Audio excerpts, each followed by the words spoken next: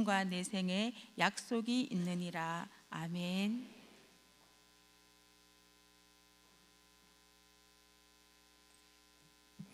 할렐루야.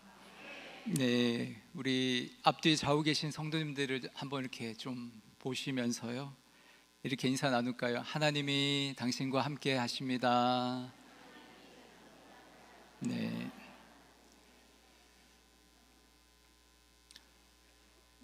설교를 준비하면서 어린 시절 주일 예배 한 장면이 기억났습니다. 제가 도시 남자처럼 보이지만 굉장히 시골 출신입니다. 예, 작은 어촌마을. 저희 집하고 바다가요 불과 한 4, 5m? 예, 창문 열면 그냥 바다였어요. 오래된 시골 교회, 작은 어촌마을에 있는 교회. 좋은 히터가 아니라, 히터도 이제 낡고 좋지 않은, 소리가 얼마나 큰지요. 히터를 키면 유난히 추운 어느 겨울 주일 예배 시간이었습니다. 소리가 크니까 보통 설교 시간에는 히터를 껐는데요, 그날은 너무 추운 거예요. 그래서 설교 시간에도 히터를 틀어놓았나 봅니다. 설교가 한창 진행되는 어느 순간 맨 앞에 앉아서 예배드리던 어떤 할아버지 한 분이 큰 소리로 투덜투덜 대십니다. 그리고 히터를 왜 안 끄냐 하시며 교회 마룻바닥, 당시에는 이제 교회 바닥이 마룻바닥이었어요. 바닥을 쿵쿵 하면서 히터를 끄러 가시는 거예요. 설교 도중에 목사님 너무 당황하셔서 설교를 잠시 멈추셨고, 모든 성도들이 그 할아버지를 당황스럽고 안타까운 마음으로 쳐다보았습니다. 그 이후에 제가 설교가 잘 안 들리더라고요. 여러분, 언뜻 보면 대수롭지 않은, 어디에선가 있을 수 있는 장면 같지만 어린 나이에 저는요, 그 모습 보면서 이런 생각을 해보게 됐습니다.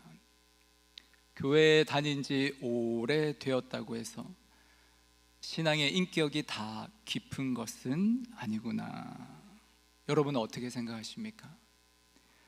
예수님 믿은 지 30년, 40년 정도 되면 여러분, 예수님을 그만큼 내 마음속에 오래 모시고 살았다는 거잖아요. 그러면 뭔가 마음이 좀 넓어지고, 신앙의 인격도 조금보다 좀 깊어지고, 사랑도 조금 더 많아져야 될 것 같은데, 그게 정상일 것 같은데, 우리 주위를 보면 꼭 그렇지만은 아닌 것 같아요. 신앙의 연수 자체가 신앙의 인격을 보장할 수 없다는 것, 그 부분에 대해서 고민이 되는 겁니다. 왜 그럴까?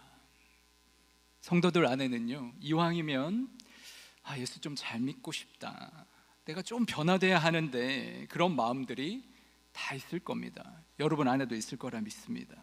그런데 여러분, 우리 사는 이 세상이 호락호락하지 않아요. 주일에 교회 와서 예배드리면요, 때론 은혜 받고 위로도 받습니다. 다시 한 주 살아갈 힘을 얻어요. 그런데 우린 또 세상 나가서 한 주를 살잖아요. 여러분 사는 세상이 어떻습니까? 이 세속의 물결이 얼마나 거센지, 생명과 사랑이, 그리고 인격이 아니라 물질이 최고의 가치가 되어서 많은 사람들이 그것 쫓아가면서 살아가잖아요. 온갖 이기적인 욕심과 경쟁의 소용돌이 속에서 사람들이 서로 경계하고 불신하고 그렇게 살아가는 가운데, 성도들이 그 가운데를 살아가면서 지치고요, 때론 넘어지고 상처받습니다. 그 영혼이 막 일그러진 채로 또 주일 교회에 나와요. 교회 와서 눈물 흘리고 위로 얻습니다. 그런데 또 세상에 나가서 넘어지는 거죠. 여러분, 이게 계속 반복이 되는 거예요. 이 다람쥐 쳇바퀴 도는 듯한 굴레를 좀 벗어나고 싶은데 쉽지 않게 느껴지는 거죠. 여러분, 세상 속에서요, 막 힘들게 상처받고 교회 와서 위로받는 거 좋은 거잖아요. 중요하죠. 교회가 그렇게 해야죠. 그러나 더 좋은 건 어떤 걸까요? 세상에서 웬만한 상처와 시험에도요, 내가 크게 상처받지 않고 담대하게 웃으면서 넘길 수 있다면 어떻습니까? 때론 가난해져도, 때론 내가 경쟁에서 져도 우리 주님의 선하신 인도하심을 믿으면서 또다시 소망을 품고 다음날 아침을 기쁨과 감사로 웃으며 시작할 수 있다면 어떻습니까? 그게 더 좋은 거 아닙니까? 만약에요, 오늘날 그리스도인들이 그렇게 살아간다면 세상 사람들이 예수 믿는 사람들의 그런 모습을 보면서 영향을 받을 것입니다. 당신 뭐가 그렇게 기쁘고 감사하냐, 우리에게 궁금해하지 않겠습니까? 베드로전서 3장 15절 말씀 함께 읽겠습니다.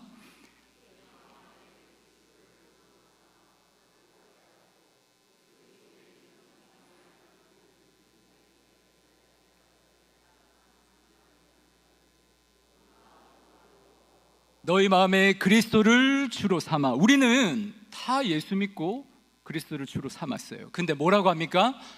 거룩하게 하고. 이게 잘 안 되는 거예요. 거룩하게 하는 연습을 해야 합니다. 뿐만 아니라 세상 사람들이 내 모습을 보면서, 야, 저 사람은 나보다 뭐 가진 것도 없는 것 같은데, 뭔가 좀 힘들게 사는 것 같은데 뭐가 저렇게 기쁘고 감사하지? 뭐 믿는 구석이라도 있는 건가? 여러분, 이렇게 소망의 이유를 묻는 누군가에게 그리스도인이라면 대답할 말이 내 안에 있어야 합니다. 사후약방문이라는 말이 있죠. 사후약방문, 무슨 뜻이에요? 사람이 죽고 난 이후에야 약 처방을 내린다는 말이죠. 그러니까 이미 돌이킬 수 없는 일이 벌어진 다음에야 대책을 세운다는 말입니다. 여러분, 우리 한국 교회 목회가요, 사후 약방문, 한국 교회 목회 패러다임을, 이 패러다임의 약점을 단적으로 보여주는 말. 문제가 일어난 이후에 돌보고, 상처받은 이후에 위로하고, 어떤 불미스러운 사건이 일어난 이후에 기도하는 거죠. 물론 이것도 당연히 중요하고 필요한 사역이에요. 그러나 이것만으로는 부족해요. 어떤 일이 일어나기 이전에, 그러니까 평소에 성도의 일상의 삶을 신앙으로 잘 살아갈 수 있도록 교회가 성도들을 훈련해야죠. 일상의 삶에서 우리 성도들이 거룩한 삶을, 거룩한 습관을 형성하도록, 내 안에 있는 생각과 이 욕망들을 잘 다룰 수 있도록, 그래서 마음과 영혼의 근육을 좀 잘 키울 수 있도록 교회가 도와줘야죠. 그래서 인생에 어떤 위기들이 닥쳐왔을 때 조금 흔들릴지언정 아예 무너지거나 쓰러지지 않고 하나님과의 관계 안에서요, 스스로 어느 정도 극복할 수 있는 영적 상태가 되도록 교회가 성도를 훈련해야 합니다.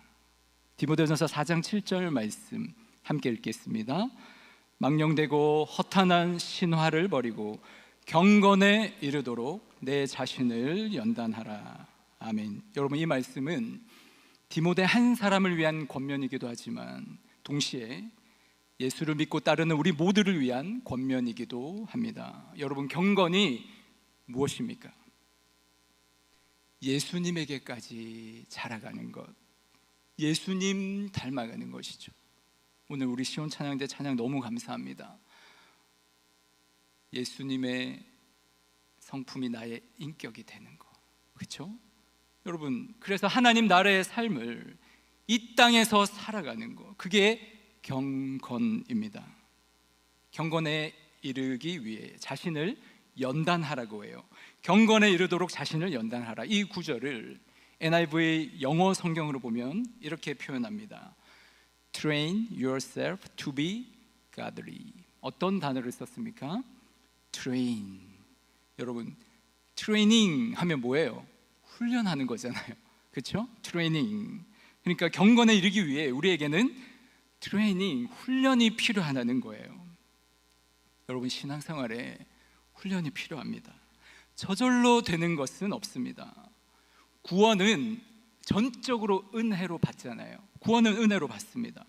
그러나 은혜로 구원받는다고 생각한 나머지 경건에 이르기 위해 노력을 기울이는 것을 뭔가 은혜와는 반대되는 것으로 생각하는 분들이 계세요.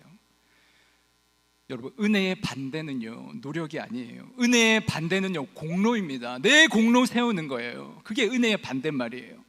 은혜와 노력은 서로 상충되는 개념이 아닙니다. 그래서 구원받는 은혜만 머물러 있는 게 아니라, 멈추는 것이 아니라 더 큰 은혜를 사모하면서 우리는 훈련을 위해 노력해야 하는 것입니다. 물론 모든 경건에 이르는 훈련이요, 하나님의 은혜가 다 떠받치고 있어요. 미국의 달라스 윌라드라는 영성신학자가 있습니다. 영성훈련이라는 책에 이런 얘기예요. 경건한 생활을 위해서 적절한 훈련을 하지 않고서 시험 받을 때 그리스도처럼 행동할 수 있기를 바라는 기독교인은 적당한 육체의 훈련이 없이 훌륭한 경기를 하기 바라는 운동선수만큼이나 어리석은 사람이다. 여러분, 우리는 야구 경기나 혹은 축구 경기에서 멋진 선수들의 몸놀림 보면서 막 감탄하잖아요. 멋있다. 그리고 아이들은 그것을 흉내내기도 하죠. 그 선수랑 똑같은 유니폼 사서 입고요, 똑같은 야구 글러브 사서 하고요, 똑같은 축구와 공 사서 하면, 여러분, 그렇게 하면 그 선수랑 똑같은 움직임을 만들어낼 수 있습니까? 없어요. 왜 그런가요? 많은 사람들의 감탄을 자아내는 그 순간의 멋진 플레이는 수많은 시간 동안 땀 흘리며 훈련한 열매이기 때문이에요. 여러분, 축구 경기에 손흥민 선수 골 넣는 장면 많이 보셨죠? 손흥민 존이라고 있잖아요. 그렇죠? 중거리 슛. 손흥민 존, 거기서 손흥민 선수가 슛 하면요, 골키퍼가 못 막아요. 그 골대 구석으로 확 빨려 들어가죠. 공이 쫙 휘면서. 그렇죠? 얼마나 멋집니까? 여러분, 손흥민 선수가 그 한순간의 멋진 골을 위해서 얼마나 많은 연습을 했겠습니까? 그 한 번의 멋진 골은 수천 수만 번의 훈련과 고정된 습관의 결과입니다. 우리의 영적 생활에도 적용할 수 있겠죠. 이 생존 치열한 사회에서 내가 어느 한순간 경계와 불신을 떨쳐버리고 누군가를 웃음과 환대로 대할 수 있으려면요, 나를 포장하는 연기로만 한계가 있어요. 내 마음이 훈련이 되어야 돼요. 이 유혹 많은, 이 시험 많은 세상에서 성도가 믿음으로 승리하려면, 이 냉소 가득한 이 시대에, 희망을 말하기 어려운 시절에 또다시 소망에 관한 이유를 말할 수 있으려면, 우리 예수님 말씀처럼 진리 안에서 자유로울 수 있으려면 우리의 일상에 훈련이 필요합니다. 리처드 포스터가요, 그리스도인의 자유에 대해서 이렇게 얘기해요. 제가 읽어드리겠습니다. 우리는 헌신과 훈련과 고정된 습관에 의해서 자유를 얻는다. 그리스 용병가였던 데모스테네스는 입에 자갈을 물고 노하는 바다를 향해 소리를 지르는 훈련을 겪었기 때문에 위대한 웅변가가 될 수 있었다. 조지 프리디 핸델은 작곡에 지속적으로 정진했기 때문에 메시아와 같은 대작을 작곡할 수 있었다. 프레널리 오코너는 강도 높은 개인 훈련을 통해 몸을 쇠약하게 하는 질병을 이겨내며 20세기 가장 위대한 소설가 가운데 한 사람이 되었다. 이처럼 자유는 훈련과 헌신의 산물이다. 여러분, 어떤 분야에, 어떤 영역에 내가 자유로울 수 있으려면요, 그 자유가 저절로 주어지는 것이 아니라 훈련과 헌신의 산물입니다. 여러분, 우리의 신앙생활도 마찬가지예요. 대구 제2교회 성도님들, 올 한 해 여러분 영적인 훈련을 통해서 조금 더 주님 안에서 자유를 누릴 수 있게 되기를 축복합니다. 연말 연시가 되면 새로운 한 해를 위해서 우리가 계획을 세우잖아요. 여러분, 올 한 해 나의 성장을 위해서 어떤 계획을 세우셨습니까? 좀 더 나은 나의 삶을 위해. 어떤 분들은요, 다이어트를 계획하기도 하고요. 올해는 운동을 해야겠다, 운동하는 계획도 세우고요. 독서나 또 외국어 공부, 자격증 공부, 여러 계획들을 세우신 분들 계실 겁니다. 여러분, 어떻게 지금도 잘 실천하고 계신가요? 작심삼일 되셨습니까? 괜찮습니다. 또 작심하면 됩니다. 여러분, 질문 한 가지 더 드릴게요. 그렇다면 올해 여러분의 영적 성장을 위해 어떤 계획을 세우셨습니까? 계획을 세우신 분들은 잘 실천할 수 있길 바랍니다. 아직 영적 성장을 위해 어떤 훈련 계획도 없으시다면 오늘 이후로 꼭 계획을 세우시고 실천해 볼 수 있으면 좋겠습니다. 먼저 경건에 이르는 훈련은요, 혼자만 해서도 안 되고, 그렇다고 혼자 있는 시간 없이 함께만 하는 것도 아닙니다. 경건에 이르는 훈련은요, 홀로 그리고 함께 하는 것입니다. 먼저 여러분, 혼자 규칙적으로 할 수 있는 영적 훈련에는 어떤 것들이 있을까요? 혼자 할 수 있는 영적 훈련, 성경 읽고 묵상하는 것, 또 성경 암송하는 것도 굉장히 좋은 훈련입니다. 그리고 기도하는 것, 때로는 침묵과 고독, 그리고 금식, 다 혼자서 할 수 있는 훈련이죠. 여러분, 혼자 하는 영성 훈련에 정말 중요하고 필요한 부분이 있어요. 그것이 뭐냐면요, 자기 자신을 성찰하는 것입니다.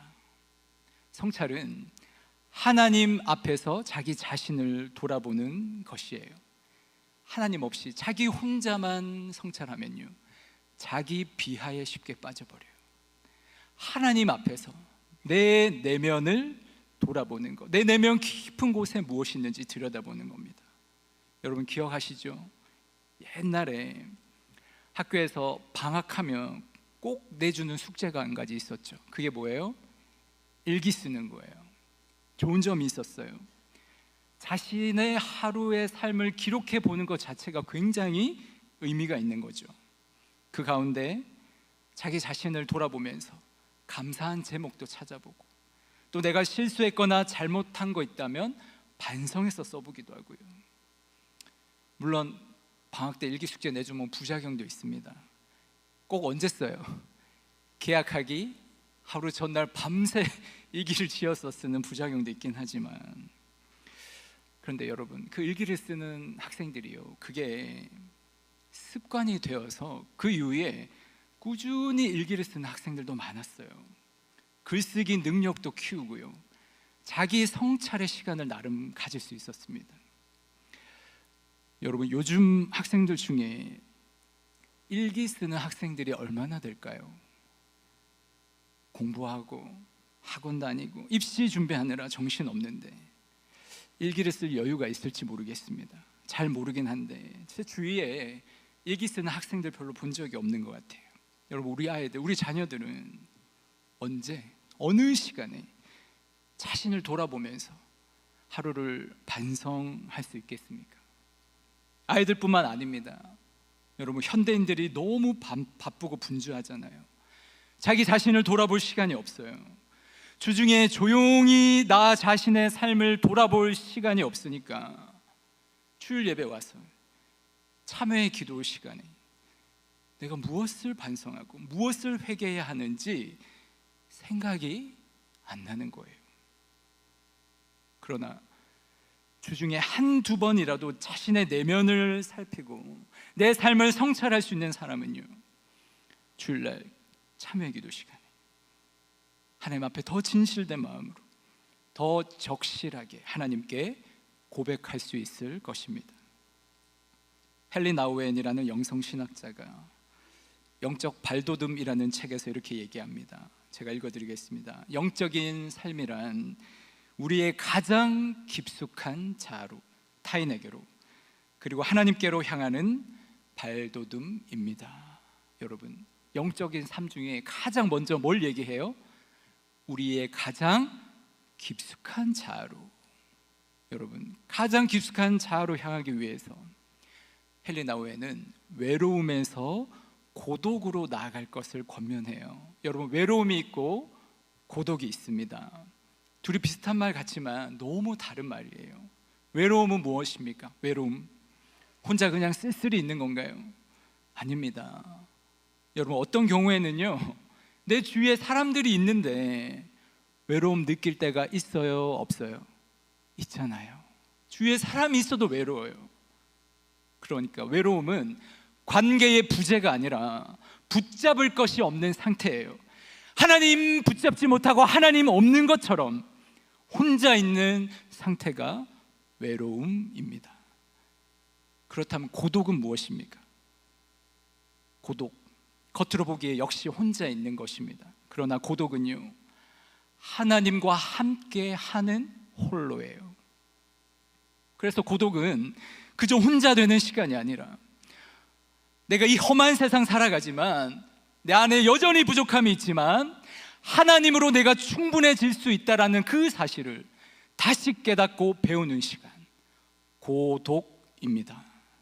여러분 가운데 외로운 분들 계십니까? 외로움 자체는요, 쓰라리고 고통일 수 있어요. 그러나 내가 그 외로움 떨쳐버리기 위해서 이 사람 저 사람 먼저 막 찾아다닐 것이 아니라, 또 여기저기 기웃거리기만 할 것이 아니라 가장 먼저 내 곁에 계신 하나님을 붙잡아야 합니다. 그럴 때 우리는 외로움에서 고독을 향해 나아가는 영적 발돋움을 경험할 수 있습니다. 이 고독의 시간, 우리에게 참 필요한데 그 시간 동안 내 내면을 들여다보는 것은요, 막 그렇게 유쾌한 일이 아닐 수 있어요. 여러분 생각해 보세요. 내 안에 뭐가 있습니까? 너무 초라한 내가 있어요. 너무나 비참하고요, 이기적이고요, 못났고 유치한 나를 발견하게 되잖아요.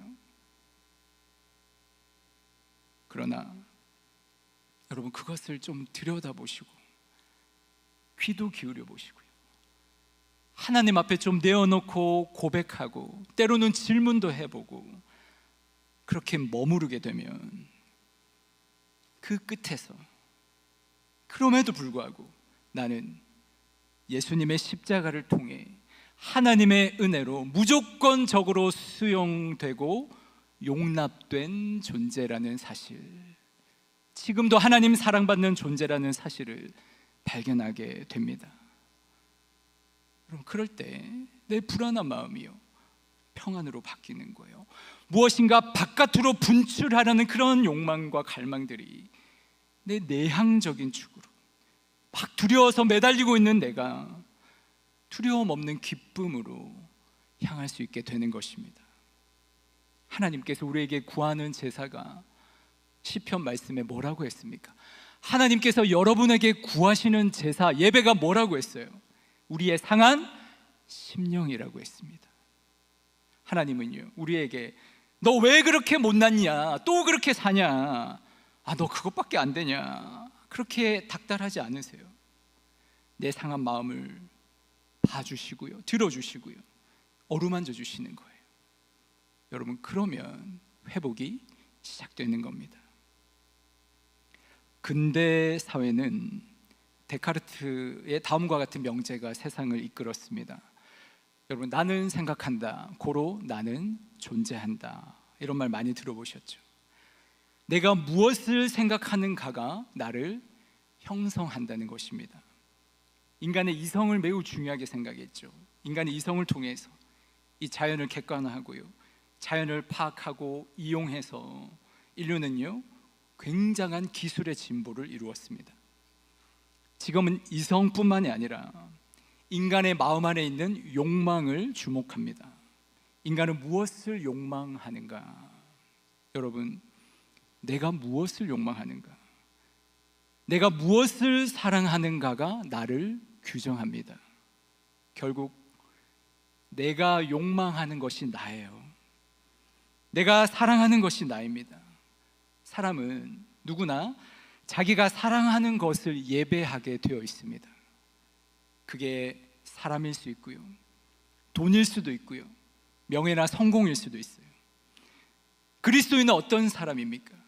그 욕망의 대상을, 그 사랑의 대상의 가장 우선이 하나님이 되어야 하는 사람들. 여러분, 예수님이 제자들 찾아다니실 때 자신을 따라오려는 두 제자에게 가장 먼저 물어보신 게 무엇인지 아세요? 우리 요한복음 1장 37절 38절 상반절 말씀 우리 함께 읽겠습니다. 두 제자가 그의 말을 듣고 예수를 따르거늘 예수께서 돌이켜 그 따르는 것을 보시고 물어 이르시되 무엇을 구하느냐. 여러분, 무엇을 구하느냐 주님이 물어봅니다. 이게 무슨 말입니까? 너 무엇을 욕망하고 있느냐? 너 무엇을 예배하고 있느냐? 주님이 물어보고 있는 거죠. 여러분, 욕망 자체는 나쁜 게 아니에요. 사람이 욕망이 없으면 살 수가 없습니다. 먹는 것에 대한 욕망이 없으면 못 살죠. 성적인 욕망이 없으면 자녀를 낳을 수 없어요. 성취하고자 하는 욕망이 없으면 뭔가를 이룰 수 없어요. 욕망이 없으면 생존할 수 없습니다. 중요한 게 무엇입니까? 여러분, 욕망을 버리라는 말은 잘못된 얘기예요. 중요한 게 뭐예요? 내 안에 있는 욕망이 올바로 질서 잡혀 있는가 하는 것이죠. 내 안에 있는 욕망들을 잘 질서 잡게 해서 그 욕망의 가장 최우선이 하나님을 향해 갈 수 있도록, 내가 하나님을 원하는 사람이 될 수 있도록 하는 게 바로 경건입니다. 그래서 우리는 기도의 시간, 이 묵상의 시간을 통해서 내 안을 들여다보며 성찰하는 시간이요, 매우 필요합니다. 너무나 신비로운 것은 사람이 자신의 내면을 성찰하면 성찰할수록 타인을 더 존중하고 공감하고 환대할 수 있는 사람이 된다는 것이에요. 헨리 나우엔이 계속해서 말합니다. 고독, 거기서 나아가 우리는 다른 이들에게 다가감으로써 그들을 만날 수 있게 되는데, 그때는 관심과 애정을 내가 갈망하는 것이 아니라 사랑의 공동체를 세우고자 자신을 주게 됩니다. 고독은 우리가 동료들로부터 눈을 돌리게 하지 않으며 오히려 그들과 진정한 교제를 나눌 수 있게 해줍니다. 트라피스트회 수사인 토마스 머튼 또한 이 점을 누구보다도 잘 얘기하고 있어요. 내가 형제를 진정으로 사랑할 수 있게 해주는 온유함을 발견하게 되는 것은 바로 깊은 고독 가운데서이다. 나는 홀로 있을수록 그들에 대해 더 깊은 우정을 갖는다. 그것은 순수한 애정이며 다른 이들의 고독에 대한 존중으로 충만한 애정이다. 여러분, 제가 무슨 말씀드리고 싶으냐면요, 이 헨리 나우엔, 토마스 머튼 비롯한 많은 영성신학자들, 영성가들은요, 자신의 경험을 통해서 외로움이 아니라 이 고독이 다른 이들에게 더 깊은 애정을 갖게 해줄 뿐만 아니라 교회가 참된 공동체로 나아가기 위해서 이 고독이야말로 가장 중요한 토대라고 그것을 배우게 된 거예요. 여러분, 비단 영적인 차원의 이야기만은 아닙니다. 자기 자신의 내면을 성찰하는 것과 타인에 대한 존중과 환대의 마음이 서로 연결되어 있다는 사실은요, 과학적으로 증명된 바가 있어요. 여러분, 최근에 뇌과학이 굉장히 발달했죠. 뇌과학자들이 최근에 발견한 사실이 있어요. 상대방을 이해하고 수용하기 위한 공감 능력을 높이기 위해서는 뇌의 MPFC, 전두엽 내측 전전두피질, 이 부위를 활성화시키는 노력을 해야 한다. 그런데 MPFC는 내가 자신에 대해서 생각할 때 혹은 아무런 생각 없이 차분히 있을 때 활성화되므로 공감 능력이 낮은 사람들은 때때로 차분히 앉아서 자기 자신을 돌이켜보는 반성 혹은 명상의 시간을 갖는 것이 도움이 된다. 감정이나 내 생각의 흐름을 스스로 돌이켜보는 것만으로도 뇌는 공감 능력과 역지사지의 능력을 발휘할 준비를 갖추게 된다. 자기 이해 지능과 대인관계 지능은 이처럼 밀접하게 연관되어 있다. 여러분, 무슨 말씀인지 이해되세요? 이게 뇌에 MPFC라는 부분이 있는데, 이 부분이요, 다른 사람을 사랑하고 다른 사람을 공감하고 이해해주는 역할을 한대요. 근데 이 부분에 언제 활성화된다고 해요? 언제 이 부위가 활성화된대요? 사람이 자기 자신을 돌아볼 때, 성찰할 때 활성화된다는 거예요. 그러니까 여러분, 우리가 개인이 묵상을 하고 개인 기도하면서 자기 자신을 돌아보는 훈련을 잘하는 사람일수록 어떤 사람이 된다는 거예요? 누군가를 섬겨주고 사랑해주고 공감하고 이해해주는 사람이 된다는 거예요.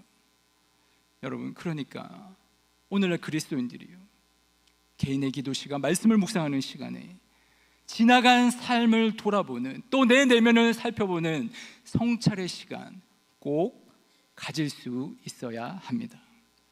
여러분, 하나님 앞에서 자신의 하루를 기록해보는 영성 일기도요, 매우 중요한 성찰의 훈련이 될 수 있습니다.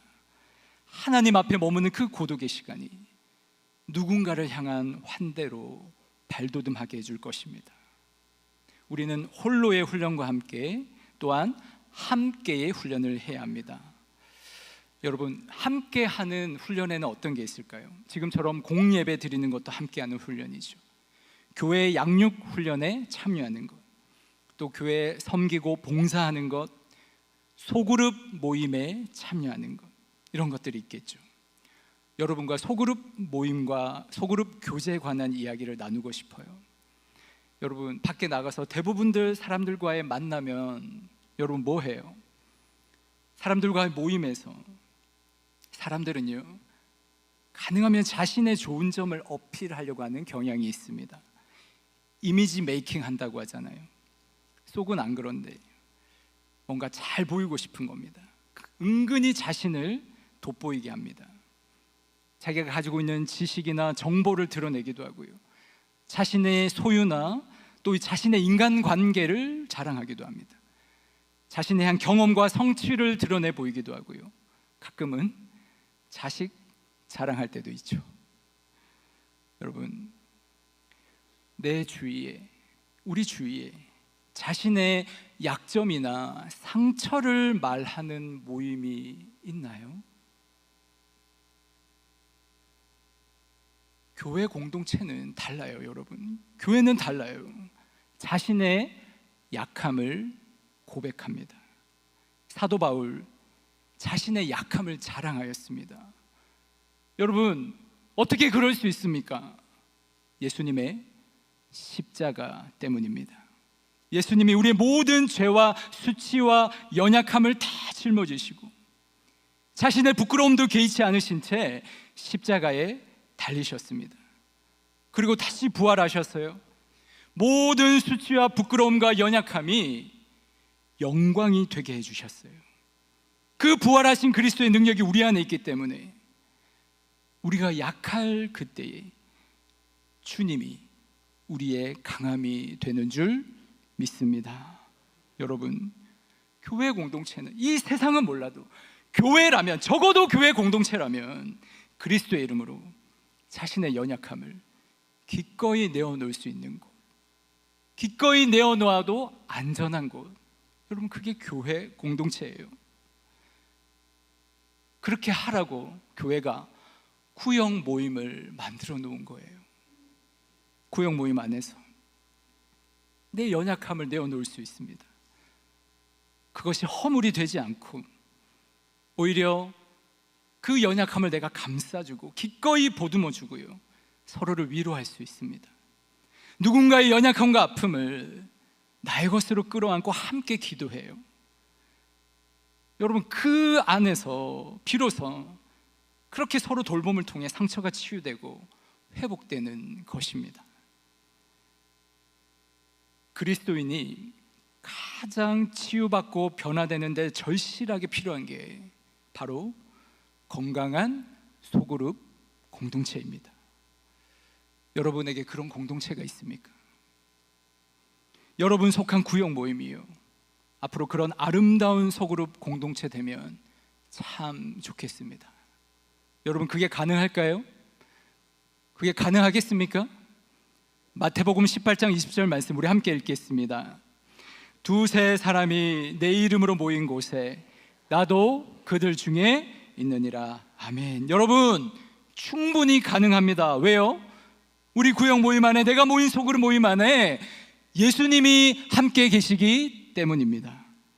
중요한 게 뭡니까? 우리가 예수님에게 마음의 문을 여는 것이죠. 예수님, 내 문 밖에서 계속 두드리는데요, 나는 내 마음의 빗장을 계속 닫아두고 있는 거예요. 내가 예수님께 마음의 문을 열고요, 서로가 서로에게 마음 문을 열어서 서로 신뢰하는 거예요. 사랑하는 성도 여러분, 올해는 우리 교회가 이 구역 모임, 소그룹 모임을요, 좀 정기적으로 잘 가져볼 수 있으면 좋겠습니다. 여러분, 소그룹 모임에 참여하셔서 마음의 문을 열고 내 삶을 좀 나누고 말씀 받은 은혜도 좀 나누고요, 내가 힘든 거 있으면 서로 나누면서 좀 같이 기도하고요. 여러분, 그렇게 우리가 뭐 좀 자라갈 거 아니겠습니까? 주님을 향해서, 구역 식구들 향해서 조금 더 가까이 다가가는, 여러분, 그런 한 해가 되면 좋겠습니다. 올해 대구 제2교회 양육과 훈련을 시작하려고 합니다. 상반기에는 이 성경 말씀을 묵상할 수 있는 훈련, 그리고 신구약 성경의 전체 맥을 짚어보는 훈련, 사순절 기간 40일 동안 전체 성도들이 참여할 수 있는 단단한 기도 훈련을 준비하고 있습니다. 하반기에는요, 우리 교회 중보 기도 사역자를 세우기 위해서 중보 기도 훈련을 하고자 합니다. 여러분, 기대가 되십니까? 아멘 소리가 너무 작네요. 여러분, 너무 오랫동안 이 훈련을 안 받으셔가지고요, 겁부터 나시죠? 이게 당연히 해야 되는 거예요. 너무 오랫동안 안 했어요. 당연히 해야 되는데 말만 들어도 지금 겁이 나시죠? 여러분, 교회가요, 여러분 한 사람 한 사람이 교회라고 했잖아요. 내가 교회입니다. 맞습니까? 자, 그러면 대구 제2교회가 잘 세워지려면, 여러분 누구나 원하잖아요. 대구 제2교회가 잘 세워지려면요, 여러분 한 사람 한 사람이 훈련을 통해서 온전한 그리스도인으로 세워져야 되는 거 아닙니까? 아니에요? 그럼 교회가 어떻게 세워집니까 도대체? 건물을 새로 지을까요? 오늘 우리를 훈련으로 초대하신 하나님의 마음을 한번 헤아려 보십시오. 하나님, 안 그래도 바빠 죽겠는데 더 나를 바쁘고 괴롭게 하시려고. 여러분, 하나님 그러시는 게 아니에요. 우리를 진정한 자유와 평안으로, 진정한 쉼으로 초대하시는 거예요. 여러분, 훈련하면 누가 힘들어요? 근데 제가 왜 하려고 할까요? 성도님들, 정말 하나님 안에서 참된 평안과 그리스도 안에서 자유와 쉼이 무엇인지를 맛보게 해주고 싶은 거예요. 그게 진짜 신앙의 맛과 멋이거든요. 훈련은 인내가 필요합니다. 인내는 쓰지만 열매는 너무나 달콤해요. 여러분, 시편의 기도를 한번 읽어보세요. 많은 시편이 처음에 어떻게 시작합니까? 하나님을 향한 불평과 절망과 내 현실에 대한 탄식으로 시편을 시작합니다. 그런데 시편을 읽어 내려가다 보면 그 가운데 주님을 만나요. 주님 만나니까 새로운 소망이 생기고요, 하나님을 향한 감사와 기쁨의 찬양으로 시편이 마무리되고 있는 걸 우리는 보게 됩니다. 시편 기자는요, 하나님의 말씀을 내가 즐거워하여 묵상한다고 고백해요. 억지로가 아니라. 또한 하나님 말씀의 맛이 어찌 그리 단지요라고 선포하고 있어요. 어느 새벽 기도 시간에 여러 가지 어려운 현실의 문제로 마음에 무거운 짐을 가득 안고 새벽기도 시간에 왔는데 하나님 앞에 고백하고 간구하고 하나님의 그 그늘 아래 잠잠히 머물다가 교회당 문 밖을 나서는 순간